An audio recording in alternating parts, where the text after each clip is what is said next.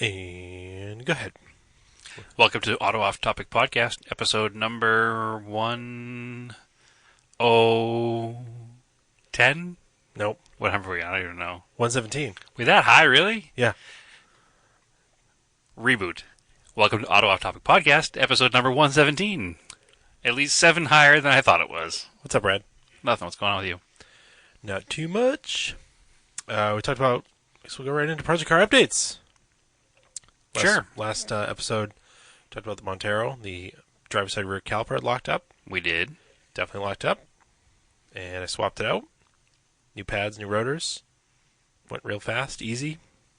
Perfect. Solved the problem. Truck drives great now. Sweet. Cool. Don't park it. I like it when a plan comes together. Just keep driving it so things don't freeze up anymore. I guess. I do need to undercoat it, but I still don't want to drive it in the salt. Well, once you undercoat it, you can. Yeah, I can. Just not daily. Just occasional. Not Not that there's any salt out right now. No. But I have been driving a '07 Mini Cooper S for work. Mm-hmm. It's super fun. I'm sure it is. Super analog. It's not very interesting, though. Sure it is. It's still too common, I think. Not really. You don't see many of the early Minis anymore. You know what, though? When I see them, I don't really notice a difference between the first and second gen minis. First and second gens are pretty close. You definitely notice it between the later ones where they got way bigger. Yeah, I just don't pay attention anymore, I don't think.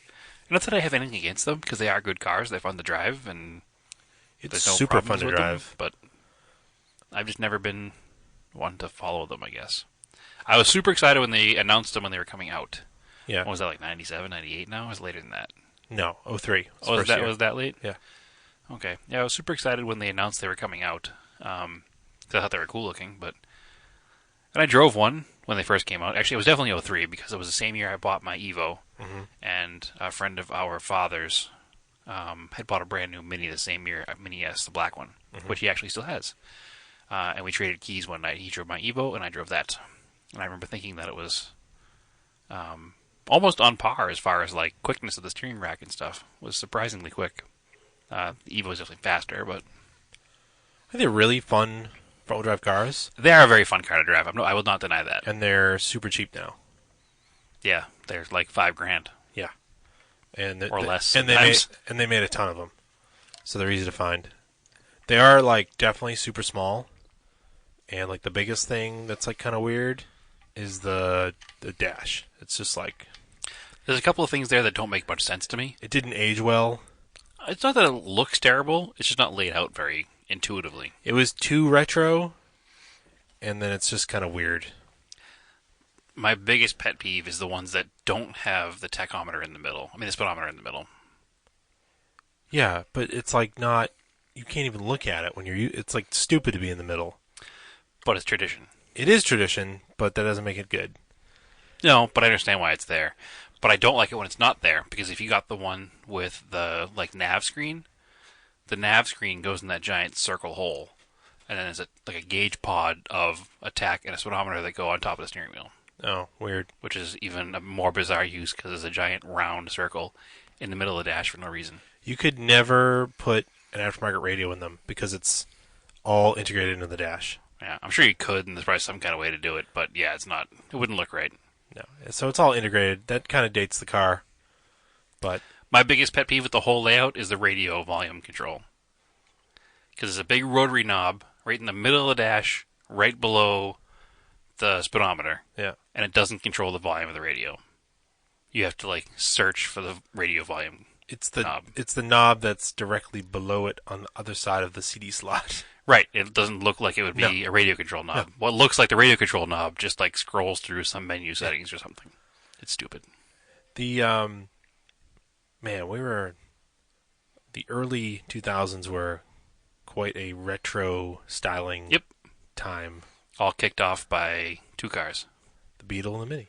No, Beetle and the PT Cruiser. Oh, Came right. well before the Mini. It was the Beetle, then the PT Cruiser was '01. Wasn't the PT Cruiser before '01? No.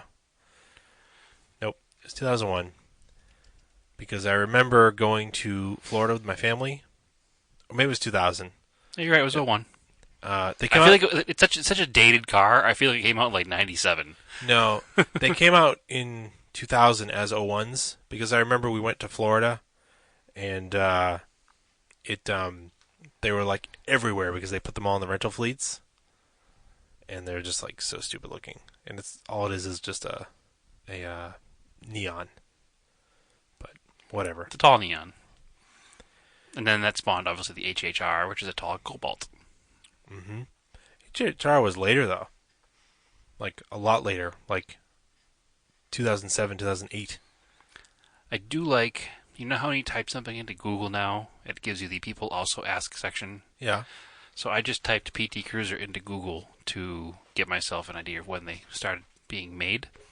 People also ask, when did they stop making the PT Cruiser? Do they still make the PT Cruiser? How much is a brand new PT Cruiser? How much is an '05 PT Cruiser? Ugh. Yes.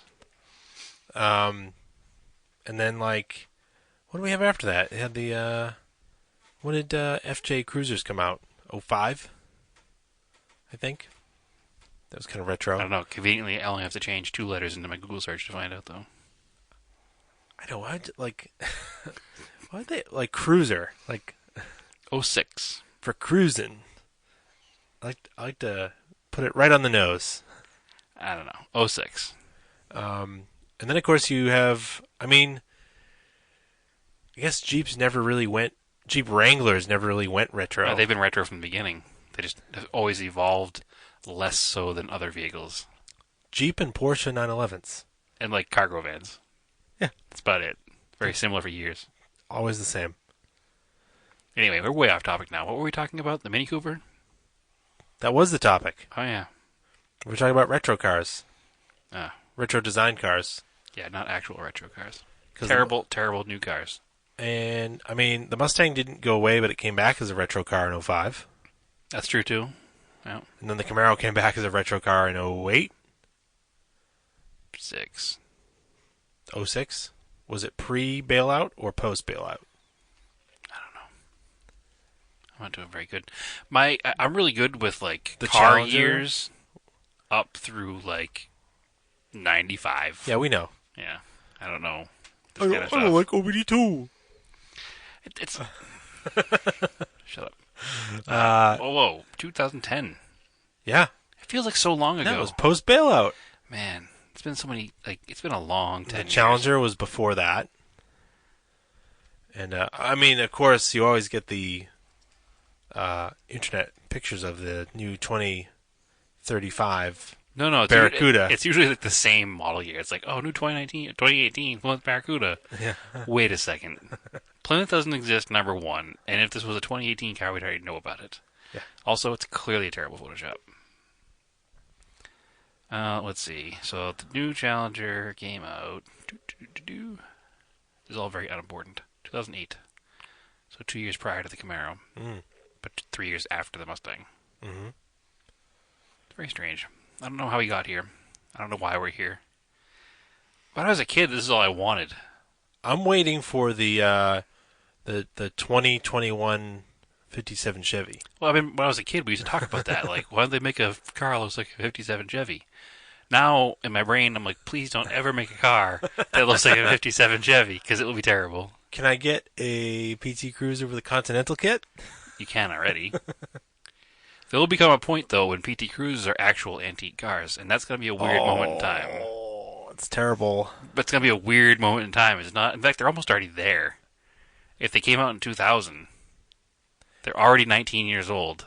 I mean, we celebrate some weird cars that are like 30 years old now, but like, I feel like, I don't know, maybe, do you think like the younger generations would be like, man, those PT Cruisers were really cool?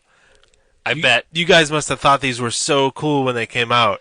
I bet 2050. Okay?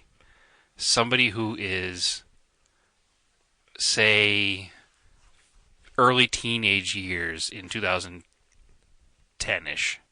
So they're born in like 95. Somebody who's born in 95, in like 2040, we'll say, will remember the PT Cruiser and be like, "Do you remember the Turbo PT Cruiser?" And they will seek one out the same way we would possibly drive a Turbo 2.2 minivan now. Yeah, I mean, You know what I mean? It's kind of a weird full circle thing, and somebody who was 35 in 1981 has no interest in finding that PT Cruiser, that first generation minivan turbo, because they were like, those were garbage. I don't want one. they still are. They still are. Somebody who was a little bit younger than that, who was say in their 20s or 30s in the 90s to early 2000s, will be like, I vaguely remember those minivans being common, and they made a version with a turbo, which is interesting enough to seek one out and try to use it. So I think that will probably happen with the PT Cruiser. And then we'll be the grumpy old man saying, those things were garbage when they came out. Throw them in the trash. Why would anybody ever save those? Yeah, and I mean, Everything turns around. yeah, but still, no, I don't think I'll ever come around on those. No, you won't. The same way the guy who was 30 when the first gen turbo minivan came out was like, nope, no interest whatsoever. It's just it's a generational thing. Different generations remember things differently. And, it's been so many years of 57 Chevy car shows, and I don't want to get into Radwood again, but, it's our time. And it's our time. That's all there is to it. I guess. We like 57 Chevys, but we also like stuff that was new when we were younger, because we saw it when it was new. That's... How did I say it the other day to somebody? I said, nostalgia knows no taste. I guess. Like, you remember something for reasons other than it's good. You remember it because it brings back a moment in time. So, I like Starions because I wanted nothing more in high school than a Starion. Are there much better ways to spend my money? But they're still they're an interesting sporty car. But are there much better ways to spend that same money? Maybe. Yeah. I mean, there's no question. They're not the best car out there. They're a pain in the butt sometimes to work on. They're not the most reliable cars in the world. But they were cool looking, and I wanted one more than any other car when I was 16. All right. I wonder if there is a 57 Corvette kit yet for a C7. I almost guarantee it. Because those people still have money. Because I mean, even like a, I don't know, C5s are starting to look a little dated. Yeah, that's why they're cheap. Yeah. They haven't quite hit the retro mark yet, or the nostalgia mark yet, because they're just cheap. C4 is coming back up. Yep, and then C5s will go the other way too. Mm. And then C6s will be cheap. For your C7, I don't see a 57 kit. Mm-hmm. But there is a C7 to C2 kit. So it looks like a 63 Stingray. Ooh. Yeah, don't say I'm that. sure that looks great. Great is definitely the word I would use. Sure. Like, it would look better. I mean, it looks terrible. I'm just going to show you a picture. And there you go. And it's terrible. I don't hate it. Yes, you do. No, I don't hate it. It's black, so you can't see the actual lines. I don't hate it. You hate it, trust me. It actually looks like a bad Photoshop. Like you would post that somewhere and be like, 2021 C7's coming out. Now you hate it. I don't. It's kind of weird. I don't. Whatever. You hate El Caminos, but you don't hate this. El Caminos are terrible. You were lost. Lost soul. Terrible. You were a lost soul, sir. Hey, you know what I found? Or you could be like this guy doing a C4 to a C6 conversion. That is not going to end well. Okay. We should probably post that somewhere so Anyway. people can see it. Please search C4 to C6 body conversion if you're interested. I found, because I saw it posted in Auto Week, was by Merle Martin, a board game that apparently you were familiar with I had this as a child. called Dealer's Choice. Yes. I had no idea how to play it, but I had it as a child. Oh, we're going to play it. Not right now, but we're going to play it. 1972. Yes, we're going to sit here and play a board game on air. There are some podcasts that do that. It's not our style, though. So it came out in 1972. The cool thing, it was made by Parker Brothers in the city we grew up in, Salem, Mass. That used to be where the Parker Brothers factory was. As a child, did you ever get to go on a Parker Brothers factory tour for a field trip? I did not. They got rid of those. Because by that time in the early to mid-90s, that's when they started to go out of business. So when I was in elementary school, a couple different years, we went on the Parker Brothers factory tour. And the best part about it was at the end, you get to go to the...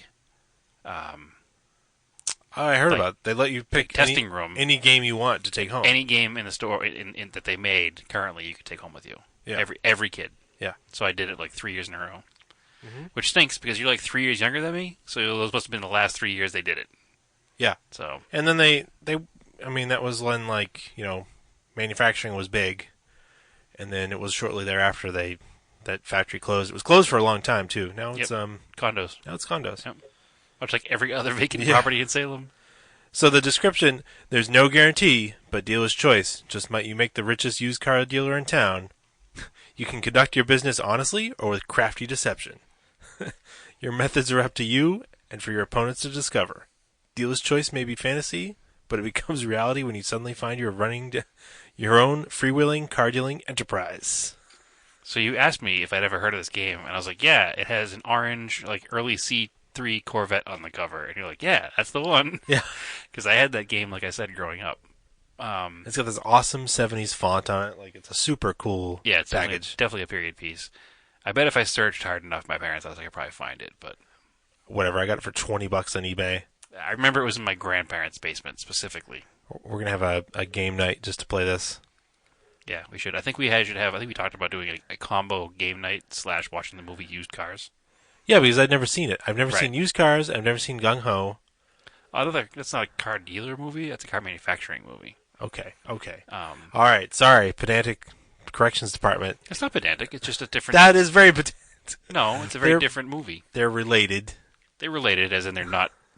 As in they're both so bad they're good car movies from the same era. Actually, I think Used Cars is pre-Gung Ho. I think Gung Ho is 80s. Yeah. It's definitely 80s, actually.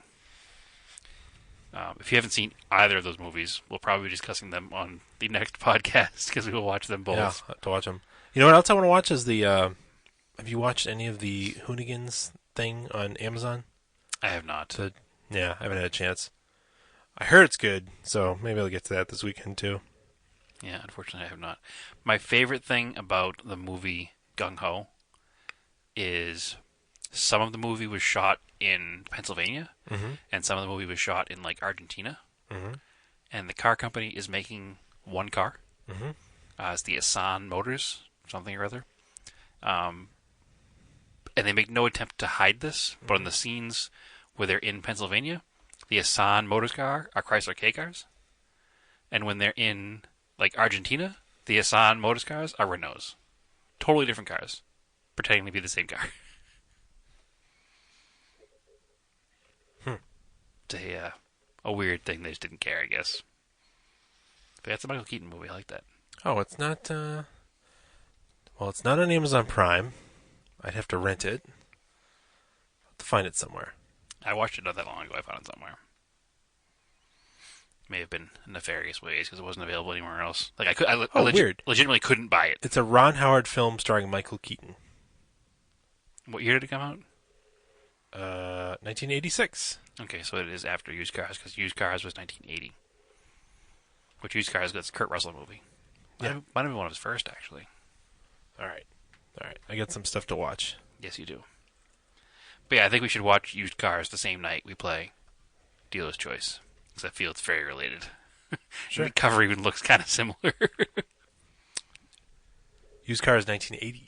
Yeah, that's what I said. I know it was before. Anyway, so going back to Project Car Updates, this is how we all got off topic because we started talking about the Mini Cooper, and we never went back. We also finished your WRX. Yeah, we talked about that. About the alignment. Oh, yeah. That's kind of a cool thing. And it's a new thing for us to try. Yeah, my dad bought some alignment, some toe plates. Mm-hmm. So you set them up, and you can set your camber, your toe, with some measurements. They work surprisingly well. I mean, really, like a laser alignment sheet machine is just a fancy way that it measures stuff. Oh, of course. And you have to figure out people aligned vehicles before all that existed. Yeah, you wouldn't be able to do like an aggressive like race car alignment with Yeah, this. you can. Could you? Oh yeah, just takes you longer, but yeah, You can do like caster and everything with these things. yeah, Okay. yep. All I know how to do is what we did yesterday when you adjusted the toe in and toe out. Hmm. Because we put all the new suspension parts in the WRX and the steering wheel was off center a little bit. Probably for a few reasons. I think we discussed that in the last episode, but I don't remember. That we took worn out parts out and put new, not rusted, falling apart parts in. Yeah. So the steering rack was not keyed, and I did match mark it, and I know we lined it up as best we could. It may have been off by one like keyway, which is probably like I bet like 36 keyways in there if I were to guess, because 360 degrees of adjustment there. But the other thing was that the front of the car was probably twisted a little bit, and the U-frame came out of a car that might have been twisted a little bit. So we had to kind of like line them up and kind of pry stuff over to get it to line up. Mm-hmm. And then the car was probably aligned with those rusty parts in it. Rusty bent parts. So it's entirely possible that it was aligned a little bit off. But now... No, it wasn't aligned off. It was aligned to the car. Yeah. Yeah. Which is what alignment does. And so we set it up. I got the front wheels square, and it tracks straight down the street and on the highway. Yeah, so it's a pretty simple setup. It's just two aluminum plates that go against the wheels with tape measures. Yeah. So you can just square it up. I'm still going to bring it to the real alignment shop because I'm curious to see how close it is. Yeah, it will be kind of a proof of concept kind of deal. And if it's pretty close, then I'm going to keep practicing doing this and not paying $100 every time. The they have alignment car plates lines. are $100. Yeah. So if you pay $100 once to do basic alignments, rather than $100 every time you change a suspension component, it's definitely worth it. I mean, we did it to the Talon when I did the lower control arms and a couple other things. And then you drove that to Pennsylvania. It tracked straight, and the tires didn't wear funny, so it's pretty good. Yeah, no, I'm interested to see how it works. And it was pretty easy to do on the four-post lift, too, because you could have, the wheels, you put them on like little pieces of carpet so they moved easier. Mm-hmm. And then just was easy to get under the car and adjust them on the four-post. Mm-hmm. So it was interesting. It would be hard to do it without a four-post lift. Yeah, you could do it if You had to have all four wheels supported on like equal, like lift ramps or something. The car just has to be on level ground. Right, and have space to crawl underneath it. Mm-hmm. So a four-post is almost essential to make these work. Mm-hmm. So there you go. One advantage to the four-post. Scale project cars. Anything? I haven't been working on anything. I've been done some collecting. I ended up at Target, as one does. And I was like, let me breeze through Target here, through the Hot Wheels section. Not expecting to find anything, because I usually don't. And I found the entire collection of the Circuit Legends Hot Wheels. Yes. That was two sets. That was a very expensive trip to Target that night. Yeah, because they're not $1 a piece. They're like $5.50 a piece. Yeah. But they're worth it because they have all kinds of extra detail and whatnot. Now that's from the Car Culture series that they release one a month of. The Cobra's a little weird. The back tires are giant. Well, that's the old Hot Wheels issue. They used to suffer from, they used to call it large tire syndrome. So it's a really old It's casting? an old casting, yeah. So, fun fact. Yeah. The Circuit Legends set was supposed to include the Toyota 2000 GT. Really? And then there was a last-minute licensing issue. Huh. So they substituted it with that Cobra Coupe instead, which is why they put an older casting into the set, because everything else in the set is pretty modern. Yeah. The Corvette's actually an older casting too, But it's a good looking, it's a proportional, very it's much proportionate. so. Very much so. The 962 in the Oddvon livery looks great. Yes, it does. And they use two different color wheels, but they're the same wheel. Yep, just like the race car would have two different color wheels, so like Yeah. a turbo turbine style wheel. And like way more detail than the standard 962 casting. The The as far as painting? 962 came out as a The Grady car. it was a premium casting to begin with. They haven't released a not premium casting of it. So the Grady car has the same amount of detail that car does. Really? I'm pretty sure it does, yeah. So the new... Oh, go ahead. That's the Corvette, which is a C3 convertible with big flares. Yeah, it's kind of made to look like a Greenwood car. Yes. This has cool looking. These are the new Halbrand wheels. They're not new, but they're Halbrand style wheel, yeah. They're not new. No, they're not. Sorry. They're newish. No, they've been around for... Really? They came out on... there was some historic racing NASCAR cars that they came out on years ago. Oh. So, and they also used to put them on some of the 60s gasser style cars. The two new castings in this set, which is normally there's one new casting in this set. There's two in this one. There's the the Ford GT Le Mans, the new twin turbo V6. Yeah, one. number 66. Yeah, the red, white, and blue one. This is a very, very nice casting. Yep, that's kind of the sleeper of the collection. It's got wheels that look like the race car. Mm-hmm. Yeah, it's really well proportioned. I know. I like this one because I've seen this car race a couple times in person, and I think it's going away soon. I'm not sure if they're continuing the race program. I have no idea. It's only been out for like 2 years, hasn't it? Yeah, but that's how race programs go. Yeah. Anyway, that's a cool one. And my favorite one of the new set is the 787B. This is a really cool casting. Yes, which is all new for this set. Except for the issue with the spoiler that they all have. Yep. It's just bent a little to the side, but you can take a little hot water and hold it under hot water while bending it back into position, and then take it out of the hot water and let it cool in your hand, and it'll stay straight. It's weird how it did that. Yeah. It's like from the packaging. Well, it's the first... they don't normally do a separate spoiler, correct? They do sometimes do a separate spoiler, but they don't normally do... Oh, and the back clamshell comes removing off, right? cowlings on it, yeah. So the rear engine cover comes off on that to show all the underhood. And then the rear wheels on this thing are different. No, they're old. They're old style. There's no new wheels in this set. Okay. But the front wheels in that has the aero covers, and the rear wheels have like a 5-spoke, just like the real car would. So that's really neat too. It's a really nice looking car for a Hot Wheels.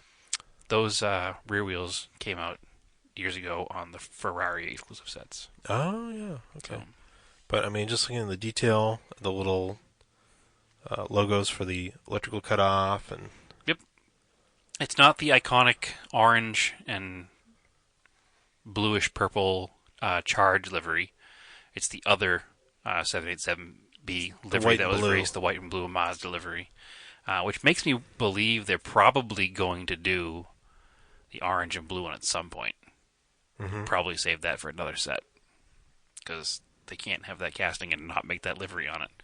I don't know if somebody else currently has the exclusive rights to it. I know it's a really good looking car. I got 2 sets, so I can open one. Yeah, and hang the other ones on the wall, because that's really cool looking card art too. But Tomica does a 787B with the charge livery, so I don't know if there's some kind of licensing issue they can't get it right now. But the Tomica car is not $5. It's a Hot Wheels size, and it's $60. But it's also like 5 times the detail. And then you found for me the new Sport Quattro. Yep. Which has those Aerodisc wheels. Yep. Which is cool because they're like white. Mm-hmm. I've only seen them in silver. They're silver, gold, white, and red, and black have come out so far. But those are white. Really good looking casting. It's a new casting? It is brand new this year. That just came out this month, like last week. Mm-hmm. So I didn't think I was going to find any on the shelves, actually, because around here it's really hard. It's such a stupid little thing, like Hot Wheels cars. Like, they're cool little things. They cost $1 to $5, depending on the car. Yeah, people hoard them. But people around here hoard them to sell them on eBay for a profit of like $1. Like, it's a lot of work to me to buy a car for $1, to sell it for $2, and to ruin it for everybody else. But what do I know? I didn't think I'd found the Mazda Repo truck either. Okay, that's cool. But that's a cool looking one. In red. I like it in red. Yep. And these are pretty. These are new, aren't they? That came out last year. Really? Yep. Wow. Surprised I found it then. Well, the red one just came out this year. Oh. But last year it came out in black with a blue door, and then white, and now red. And then I liked the Countach. Yes. 50th anniversary Hot Wheels. Yep, it Pace looks, car? Yeah, it looks like a pace car, which is really neat. Yeah. It has no spoiler on it. Nope, which is cool for a Countach. Yep. But it has a light in the roof, which is annoying. No, it's cool looking. For a pace car, it is, yes. That first came out in white. Mm-hmm. And the second release was red. And I'm pretty sure that's a new Lamborghini casting. I don't think it's a reissued casting. No, it looks pretty good. Yeah, so that's pretty nice. It's those Aerodisc wheels. Mm-hmm. In chrome. Mm-hmm. Yeah, it says 2017 Mattel, so it's pretty new. Yeah, the casting's fairly new, I think. So, but yeah, unfortunately, I haven't done any actual project car updates or anything. It's only been a couple of days since we recorded last time, and I'm still in the mix of finishing up my 100% finishing up my move and whatnot. I guess that's a project car update. I moved all my cars. Yeah. So nothing is left Saab, behind. Saab started up. So the Saab has been sitting for a year and a half. Put a battery jump back on it, and the thing started up, and I drove it to its new storage spot, and it drove like I parked it the day before. So, I mean, the testament to Saab's build quality, I guess, because it wasn't prepared or prepped in any way when it got parked. It just got parked. It's a 97 9000 CSE Turbo with an automatic, unfortunately. But it's a really good car. I just started right up and drove. Project car down dates. The Brown Colt we moved. I was having a really hard time shifting it out of park. It wouldn't start in park, so I figured the shifter was just not quite in park all the way, so I wanted to put it in neutral, start it in neutral. And I pulled it down out of park, and the shifter handle wasn't moving very easily, and then all of a sudden it moved really easily. And apparently the shifter cable broke at the transmission, and the shift selector lever is stuck in the transmission. So we couldn't get that out of park. So that stinks. And then once I had it, what I thought was in neutral, but it wasn't really, I put my foot in the brake, and my foot went right to the floor. So that car did not fare storage as well. So I got to go through that and see exactly what has gone wrong and see if I can even find parts for it or not. So that one's unfortunately maybe on its way out because I only have so much time and so much money and so much space, and that may be either sold or whatever. What about the Raider? You want to look at the Raider next? Raider's next in line. Also moved my motorcycle for the first time in like 5 years. That was in the basement of the home that I sold. So it had to come out. Heard the brake locked up. So that was super annoying because we rolled it into the back of the truck, up a ramp, no problem at all. Drove it 18 miles in the back of a pickup truck, and then it wouldn't roll back down the ramp because the front wheel locked up in the back of the truck. So that's super annoying too. And it wasn't like a stuck brake. Something's probably broken inside the drum. So that's been in my basement for a very long time. So who knows what's going on with that thing. But I do have new front wheel bearings and brakes for it that I bought before I parked it. Oh. So take it apart, it won't take long to put it back together. So Sure. we can get it started and running and go from there. The cool thing about motorcycles, though, is they're very simple. Yeah. Like, it's one carburetor, one cylinder, 2 brakes, a tire and a chain. 2 tires and a chain. Could work on it inside. We could work on it inside. Yeah, roll right in a basement somewhere. Anywhere we wanted. We do it right here next to the podcast table. No. I'm not saying I'm bringing it to your house. I'm just saying we could. Nope. I can't use it I can't build it in my house either, so still will be done in a garage. No, we should look at the Raider next. Yeah, we're gonna need to because I think I'm selling my pickup truck. So officially, actually, this time. More like not so much as selling as my father needs a new plow truck, and he wants a truck to tow his trailer with. So I'll probably do the right thing and sign the title of the truck over to my dad and buy a different truck for myself. So anyway, those are project car updates, down dates, and same dates. So everything's in storage anyway. So Yeah. Yeah.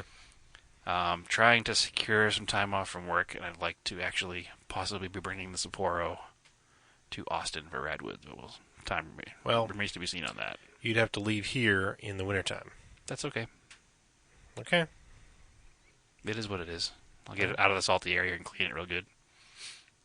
But then, because my plan is to eventually move to Arizona, I think I would be leaving the Sapporo in a storage facility somewhere in Austin, and then fly back at some point and continue the drive with it to Arizona later on. That's a potential plan in the back of my head. But it'd be kind of neat to get it to the Austin show. Yeah, that'd be pretty cool. Yeah, I thought so. So we'll work on that. This stuff in the works, but one step at a time. Oh, I got I almost forgot. I got the white line rear sway bar mounts for the Subaru. Okay, excellent. Because the factory one of the bolts busted, and apparently they bend and break anyways, because there's thin sheet metal. The white line ones are these beefy aluminum things, and they'll bolt right up to the frame rails in the back. Factory holes. Yep. Cool. And I got a throttle cable for it. Did you get a new rear bar for it too? No. Okay. Rear bar's not. Oh, sway bar. Yeah. I think you meant like body bar, like a bumper beam. No, we were talking about sway bar bushing, so Yes. I figured you knew where I was going with that. I do have a new rear bar that came in the car.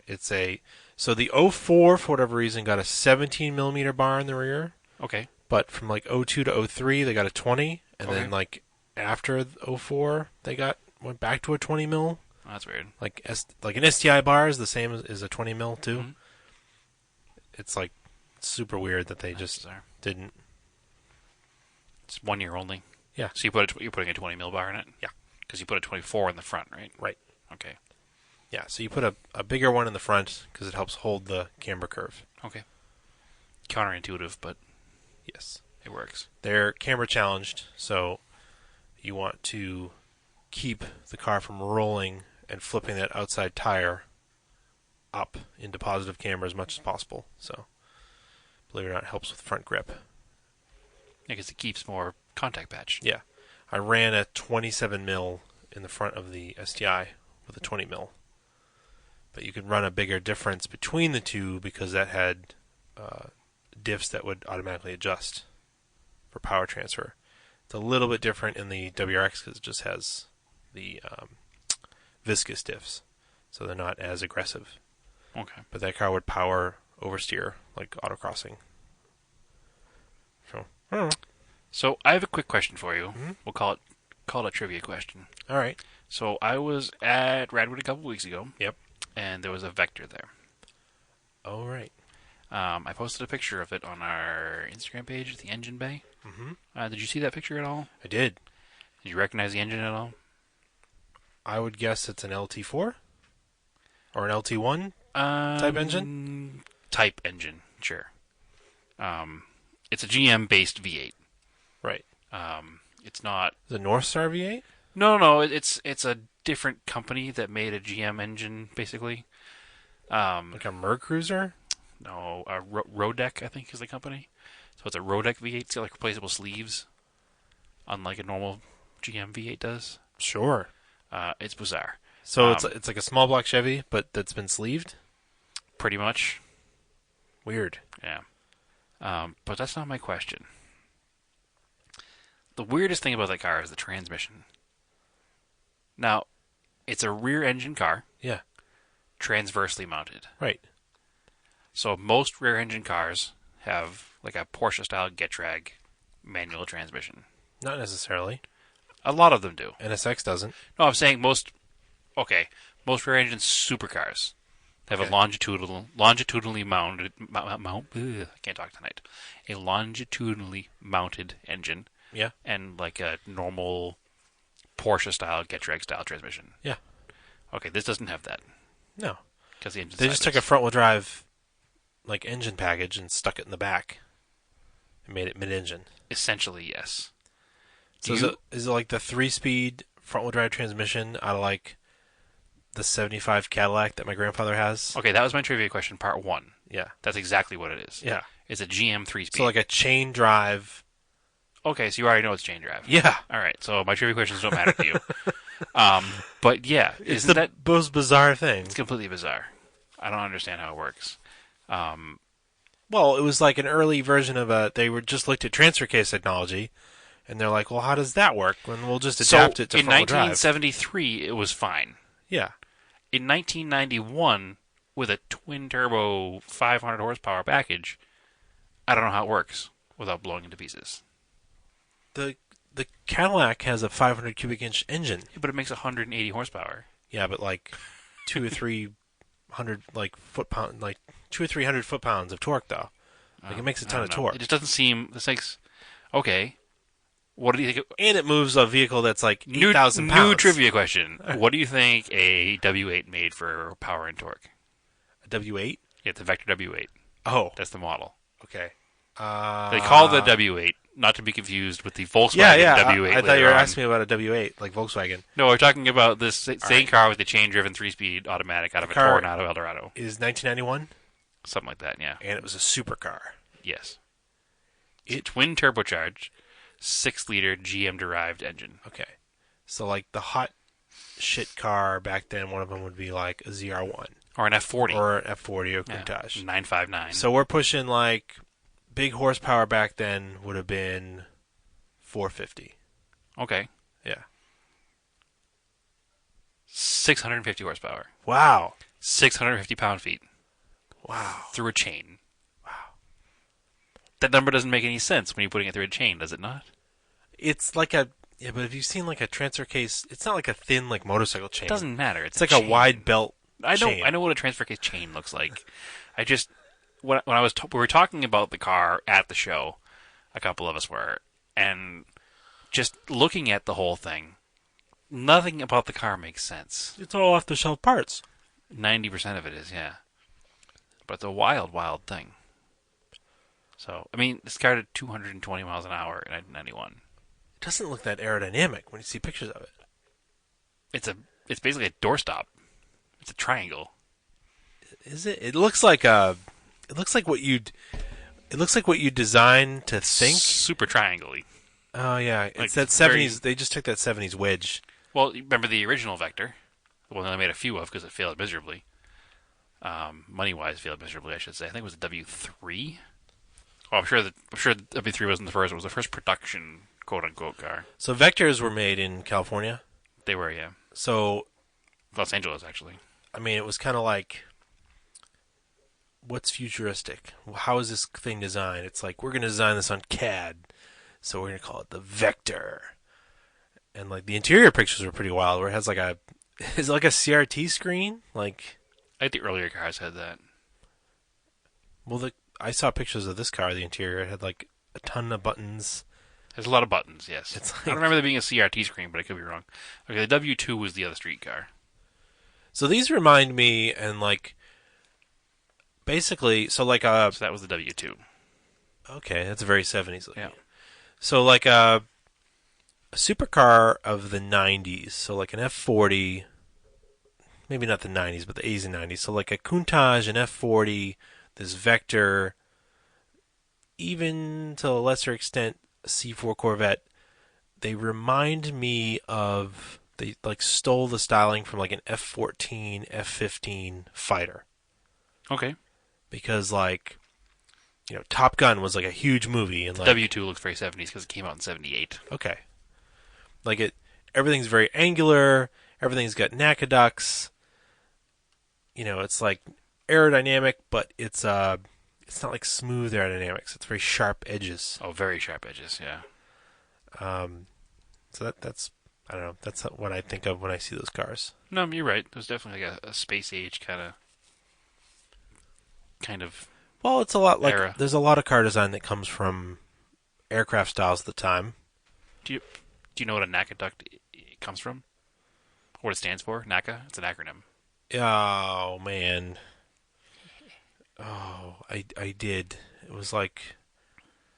Is it like National Aerospace something? The National Advisory Committee for Aerospace, I think. Yeah. Aeronautics. Yeah. Let me double check that. It's nothing worse than when somebody would write NASA duct. Oh, I know. National Advisory Committee for Aeronautics. Mm-hmm. So the precursor to NASA. Yeah, became NASA. It's actually a really cool like design, and I think it must be like unlicensed or something. That's why everybody can use it. It creates like low pressure. It's a low drag air inlet, basically. Mm-hmm. Yeah. Yeah, it's very cool. They're all over race cars. Mm-hmm. And airplanes. Mm-hmm. There's two of them, most famously probably right in the middle of the F40 hood, or the side of the Countach is one giant NACA duct. Mm-hmm. So. Yep. Anyway, that was just my mind was blown by the Vector. I didn't realize how crazy everything about it was. That's probably the only one you've ever seen. I've never seen one in person. Yeah. Yeah. So that was what was cool about the. Excuse me. What was cool about the show was I've seen Countages before. I've even seen a Bugatti EV110 before. Mm-hmm. I'd never seen a Vector in person, so made me quite happy. It looks like it's not a CRT screen. It's like a weird early LCD. Display, yeah. Yeah. It's like, it's like the I mean, watching the guy get into the car was crazy because it's like a 1.5 sill on each side, and the car is wider than most cars, but the actual seating area is so narrow that the two seats touch each other. So is the car fiberglass? It has to be, right? No. It's all steel? No. It's not steel. It's carbon? Mm-hmm. Really? Yeah.